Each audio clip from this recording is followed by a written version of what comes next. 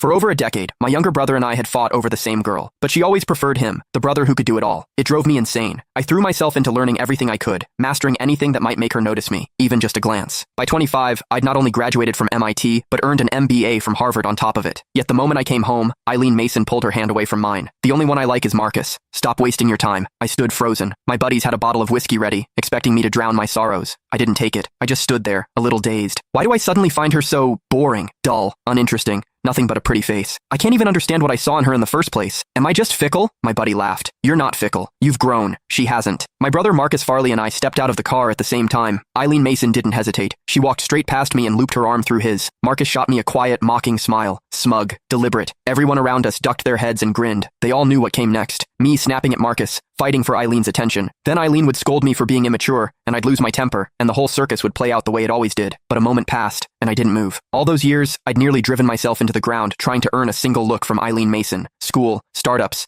building a media brand from nothing, after navigating boardroom politics, after rubbing shoulders with people who shaped policy at the highest levels. Marcus's little routine? It was laughable. I kept my expression neutral and handed the gift bags to one of the housekeepers. From my parents, for Mr. and Mrs. Mason. Marcus's smile faltered. Eileen frowned and glanced at me. Inside the villa, I noticed the dining room table had only 4 chairs. Mr. Mason, Mrs. Mason, and Eileen already accounted for 3. Marcus let out a soft laugh. Sorry, bro. Forgot to mention you were coming too. Looks like they didn't set a place for you. Why are you apologizing for that? Eileen turned a cold gaze on me. Russ Farley. Marcus didn't do it on purpose. Just go get yourself a chair. There's no need to make him feel bad about it. It was always like this. Eileen always took Marcus's side without question. But the strange thing was, I genuinely felt nothing. I couldn't even remember why I'd fought so bitterly with my brother over her in the first place. Miss Mason, I haven't said a single word yet. Eileen blinked. In the past, I would have already been shouting, accusing Marcus of his passive-aggressive games. Bro, you're upset. Marcus stepped forward. Don't be mad. I'll go grab you a chair. He moved to get one, but Eileen caught his arm and pulled him back. She looked at me, her voice ice cold. This is the Mason house, not a place for you to throw your weight around. If you don't want to get the chair yourself, then don't bother staying for dinner. A few of the housekeepers couldn't hold back their laughter. I caught someone whispering, watch, he'll go fetch it himself like a puppy. Please, when has he ever not swallowed his pride just to sit a little closer to Miss Mason? That won't be necessary. I smiled faintly. I only came to drop off gifts for my parents. I wasn't planning to stay for dinner. Besides, I have somewhere to be. Enjoy your evening. Eileen stared at me. Something unfamiliar flickered across her face. I didn't acknowledge it. I turned and walked out, my stride unhurried. Behind me, Marcus's voice carried a note of wounded confusion. What's so urgent that you have to rush off, bro? Was he actually upset with me? Is that why he didn't stay? Eileen watched as I got into the car and drove away. A slight frown creased her brow. Don't worry about it. Marcus let out a cold laugh. A few years abroad, and his little jealousy games have gotten more sophisticated. I'll give him that. Playing hard to get now. Honestly, I'm starting to wonder if one day you might actually... Eileen pressed a finger to his lips. I told you, you're the only one I want. The truth was, I really did have things to do. I'd started an internet company with a college friend. Business was picking up fast, and I had a dinner meeting with a client that night. My partner sent me a message.